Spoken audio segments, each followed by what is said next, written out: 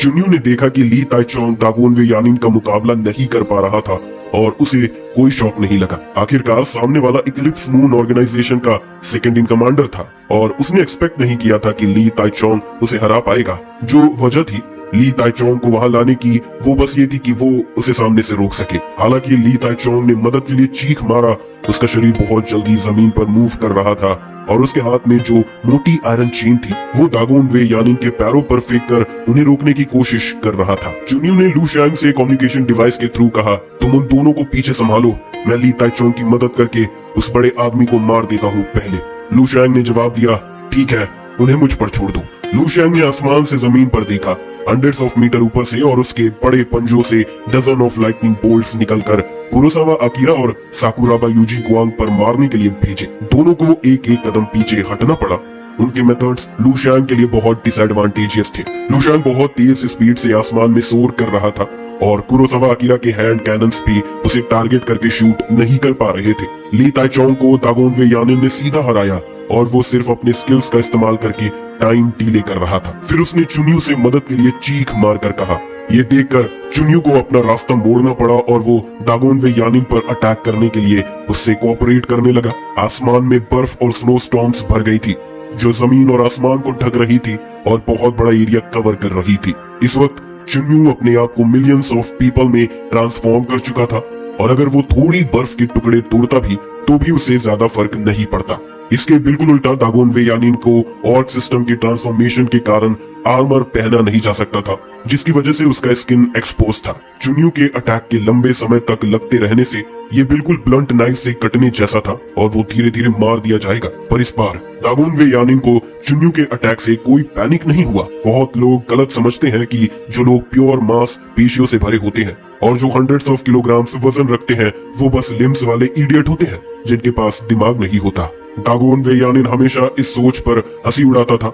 एक ऐसा वॉरियर जो अपने शरीर से लड़ता है, अगर उसके पास अपने अपोनेंट को हैंडल करने की समझ नहीं है तो वो कैसे जीत सकता है। अगर वो इतना सिंपल होता तो वो अब तक जिंदा नहीं रहता।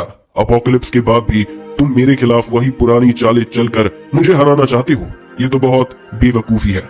दागोन वे यानिन मुस्कुराया और अपने ठंडे सफेद दांतों को एक दिखावा किया। फिर ब्लिजर्ड की लगातार आती हुई चैंट से उसने मिलियंस ऑफ स्नोफ्लेक्स के फ्लाइंग नाइफ से बचने का कोई कोशिश नहीं किया और दोनों हाथ से 3 मीटर से लंबा ड्रैगन फ्लाई कटर को उठाया। उसने ड्रैगन फ्लाई कटर को दोनों हाथों से एकदम तेज स्पीड से घुमाने लगा। जल्द ही dragonfly cutter windmill की तरह घूमने लगा और फिर उसके शरीर के आसपास एक बड़ा वर्ल्ड विंड बन गया। चुन्यू थाउजेंड्स ऑफ स्नोफ्लेक में बदल चुका था और वो वर्ल्ड विंड में खींच लिया गया। वो अपनी मूव करने की एबिलिटी खो चुका था। चुन्यू को शॉक लगा।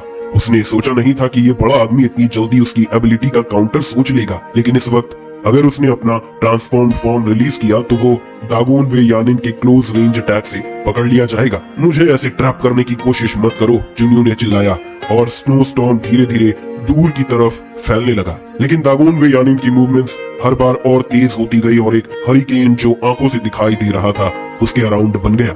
मजबूत हवा का प्रेशर एक एब्सोल्यूट प्रेशर गैप बन गया और चुन्यू जो भागने की कोशिश कर रहा था उसके आसपास गैदर हो गया। चाहे चुन्यू का इनकारनेशन कितनी भी कोशिश करे भागने की, वो रूथलेसली वापस खींच लिया गया। चुन्यू फाइनली पैनिक होना शुरू हो गया, लेकिन ली ताइचोंग को अपनी सांस लेने का वक्त नहीं मिला कि वो उसकी मदद कर पाता। दागोन वे यानिन ने अपने वर्ल्ड विंड से जो स्नो था उसे एक जगह कंडेंस कर दिया और चुन्यू को सॉलिड आइसल्स में बदलकर उसके आसपास भेज दिया जो हवा में प्रेशर से एक साथ स्क्वीज हो गए। दागोन वे यानिन ने उछलकर एक जोरदार स्लैप मारा और फिर वो ह्यूज व्हर्लविंड शेप्ड आइस पिलर उसे अर्थ के सरफेस पर पटक दिया।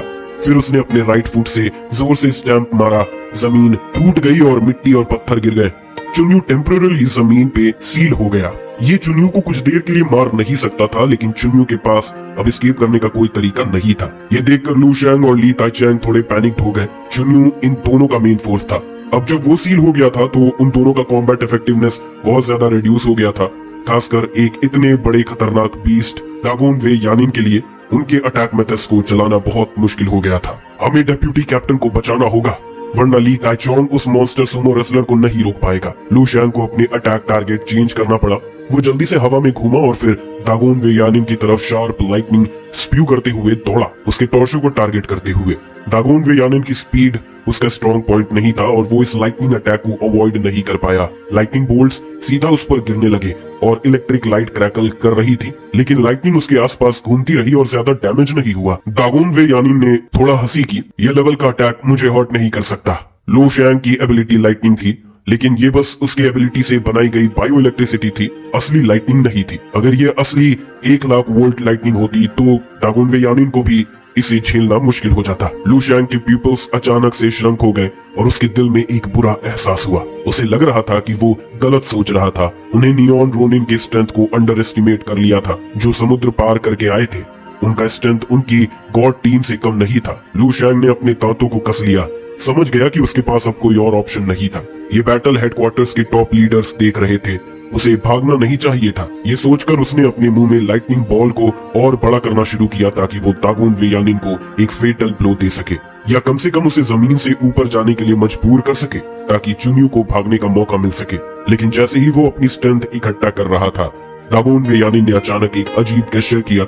उसने अपने राइट हैंड में ड्रैगन फ्लाई कटर उठाया, थोड़ा झुककर अपने शरीर को एक बड़ा बो की तरह खींच दिया। लू शैंग को तुरंत समझ आ गया कि ये आदमी क्या करने वाला है, मुझे डॉज करना होगा। उसने अपने आप को चादर जैसे फ्लैप किया और उड़ा, लेकिन ड्रैगन फ्लाई कटर सीधा उसके स्पेस को कट करते हुए आया। दागोन वे यानिन की स्पीड तेज नहीं थी, लेकिन उसके पास जो टॉप फिजिकल स्ट्रेंथ थी, उसके साथ वो पावर भी थी जो ड्रैगन फ्लाई कटर को एक पियर्सिंग सोनिक बूम बनाकर हवा में मारने की ताकत देता था। ये ब्लो साउंड स्पीड से कई गुना तेज था। लू शैंग ने इस ब्लो को डॉज नहीं किया और उसका बॉडी हवा में सीधा पेनिट्रेट हो गया, उसके 2 टुकड़े हो गए। ड्रैगन फ्लाई कटर ने उसकी बॉडी को छेद दिया और ऊपर की तरफ स्काई में जाता गया। स्कारलेट ब्लड के साथ लू शैंग ने महसूस किया कि उसकी बॉडी का सारा स्ट्रेंथ निकल गया। जब उसने नीचे देखा तो उसके चेस्ट और एब्डोमेन के बीच एक बहुत बड़ा होल दिखाई दिया, जो फ्रंट से बैक तक ट्रांसपेरेंट था। फिर वो सीधा नीचे गिरा, हंड्रेड्स ऑफ मीटर की हाइट से अपने सर के बल। ली ताइचोंग ने अपनी आंखों में गुस्से भर के शाउट किया। बैटलफील्ड पे सिर्फ ली ताइचैंग अभी स्ट्रगल कर रहा था सपोर्ट देने के लिए, लेकिन अपने 2 टीममेट्स की मदद के बिना वो खुद को सपोर्ट नहीं कर पा रहा था। दागोन वे यानिन उसे ऊपर से देख रहा था और उसकी आंखों में एक्साइटमेंट थी, जैसे कोई शिकारी अपने शिकार को देखकर करता है। बहुत टाइम हो गया था जब उसने इतनी ताकतवर म्यूटेंट का सामना किया था। अगर पुराने दुश्मन होते तो वो सब उससे आसानी से पिट दिए जाते, लेकिन सिर्फ ली ताइचोंग था जो उससे क्लोज कॉम्बैट में फाइट कर रहा था और थोड़ी देर के लिए टिक सकता था। आजा लड़के, दिखा मुझे तू कितनी देर तक टिकता है, दागोन वे यानिन ने कहा। ली ताइचोंग के माथे पर ठंडा पसीना था, लेकिन इस वक्त उसके पास सिर्फ एक रास्ता था, मौत तक लड़ना। उसने अपने दांतों को कस लिया और अपने राइट हैंड से अपने ग्लव्स में एक स्विच दबाया। तुरंत एक छोटी नीडल ट्यूब उसके आर्म के आर्मर डिवाइस से निकलकर उसकी स्किन में घुस गई। ब्लिज़र्ड सिटी का biotechnology drug compound number 2 use करने से उसे कुछ वक्त के लिए ज्यादा ताकत मिल सकती थी, लेकिन ये ड्रग अभी एक्सपेरिमेंटल स्टेज में था और इसके साइड इफेक्ट्स भी बहुत ज्यादा थे। ये ड्रग इन्वेस्टिगेशन टीम को इसीलिए दिया गया था ताकि वो डेस्परेट सिचुएशंस में इसे यूज कर सके। अगर वो इस क्राइसिस से बच भी गया तो भी वो जल्दी मर सकता था, लेकिन अब उसे कुछ और नहीं सोचना था। कंपाउंड नंबर 2 जल्दी से उसके खून में घुस गया और उसके ब्लड वेसल से होते हुए उसके पूरे शरीर में घूम गया। ली ताइचोंग के शरीर से एक जबरदस्त जलने का एहसास हो रहा था। उसे लग रहा था कि वो अभी फट के उड़ जाएगा।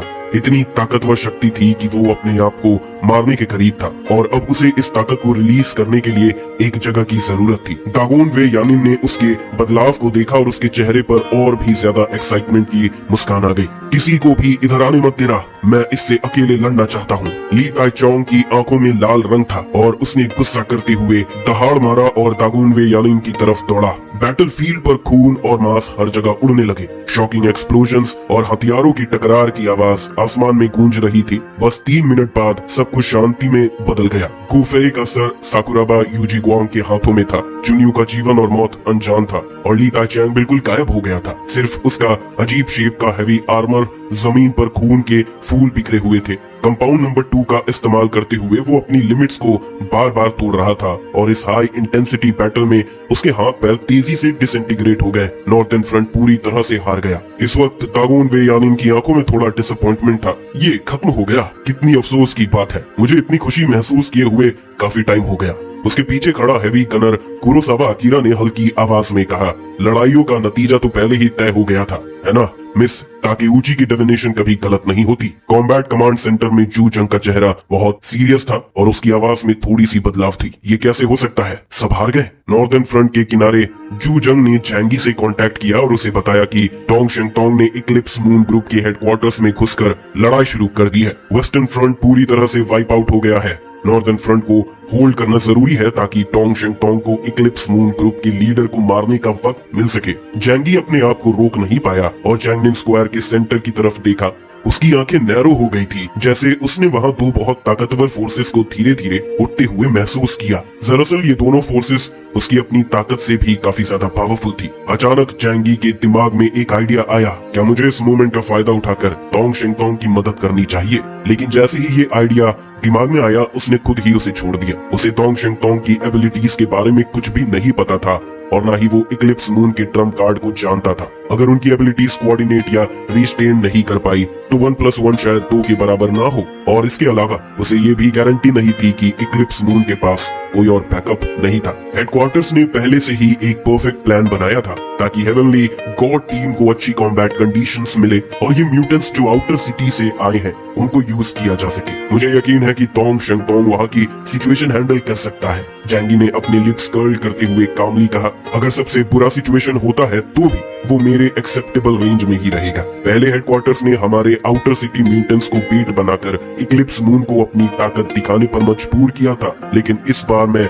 गॉड स्क्वाड के लोगों को पीठ बनाकर इक्लिप्स मून के ट्रम्प कार्ड को टेस्ट करूंगा। जैंगी ने अब जैंगनिन स्क्वायर के सेंटर में चल रही बैटल को लेकर और कोई चिंता नहीं की और जल्दी से नॉर्दर्न फ्रंट की तरफ, जो कुछ किलोमीटर दूर था, भाग गया। हेडक्वार्टर्स के ऑर्डर के मुताबिक नॉर्दर्न फ्रंट पे सिचुएशन अब रिवर्स हो गई थी। डिप्यूटी कैप्टन ली होंगली अकेला वहां आया था। गॉड टीम के 2 डिप्यूटी कैप्टन्स हैं, एक चुन्यू और दूसरा ली होंगली। दोनों की लेवल तो सेम है लेकिन उनकी जिम्मेदारियों में काफी बड़ा फर्क है। ज्यादातर चुन्यू एक मिलिट्री स्ट्रेटेजिस्ट और लॉजिस्टिक मैनेजर होता है, जबकि ली होंगली एक प्योर फाइटर है। यू जैंगी यांग, जो फुए और दूसरों के सैक्रिफाइस के बाद ली होंगली ने कामिया नीची और आकुत्सु सिनिचिरो की एबिलिटीज को समझा था। उनकी अचानक सरप्राइज अटैक ने बिना किसी तैयारी के दोनों को तोड़ दिया। जैसे ही ली होंगली इक्लिप्स के 2 मेंबर्स को मारने वाला था, एक बड़ा फ्लैमिंग आकिन थिक फॉग से निकला और उस पर बाउंस कर गया। इक्लिप्स ग्रुप के second in command Feng Huang battlefield पर आ गए। वो 5 शिकिगामी के साथ आया,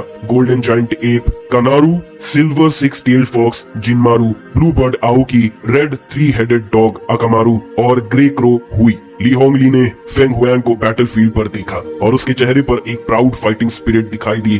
तुमने चाइना से लेफ्ट हैंडेड डोर चुराया और अब मुझे यूज कर रहे हो। तुम्हें सच में लगता है कि तुम जीत सकते हो? फेंग हुआन ने नेचुरली ली होंगली का मजाक समझा, जो हेडसेट के ट्रांसलेशन फंक्शन के थ्रू उसे ट्रांसलेट हो गया। उसने थोड़ा ताना मारते हुए कहा, मुझे याद है तुम्हारे देश में एक पुरानी कहावत है, शिष्य को गुरु से कम नहीं होना चाहिए और गुरु को शिष्य से अच्छा नहीं होना चाहिए। लगता है तुम ये कहावत भूल गए हो।